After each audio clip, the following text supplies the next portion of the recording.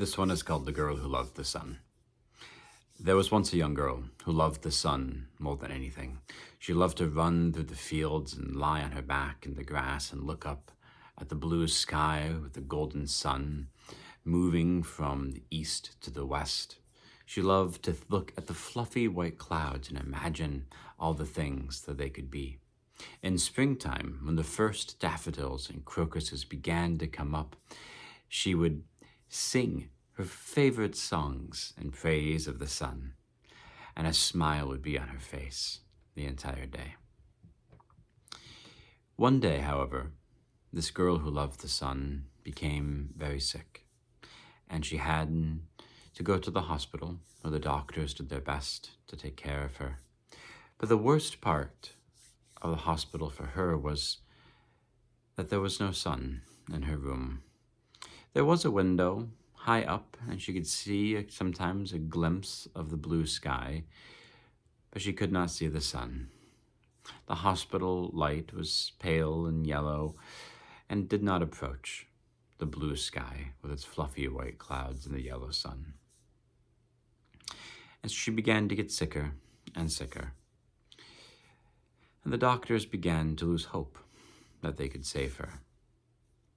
And the girl decided that, well, if there was no hope, she would do her best one more time to see the sun. And so she asked her family and her doctors and her nurses, please bring me some yellow paper, bring me some blue paper, bring me some white paper. And she enlisted their help. And weakly from her bed, she began to cut the paper into the shape of a sky. She had them help her put it up in the corner of her hospital room. And soon, others began to add to it as well. Another patient made a bird and put it in the sky, and another one, fluffy clouds in the shapes of different animals. Small children who came to the hospital to visit would look up and say, there it is, I can see the sky. It's like they brought the outside in. And the girl, looking up from her hospital bed, would smile.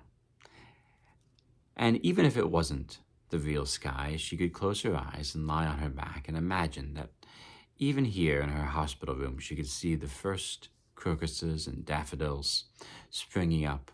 And she began to sing a song to herself again, because she could pretend that she could see the sky.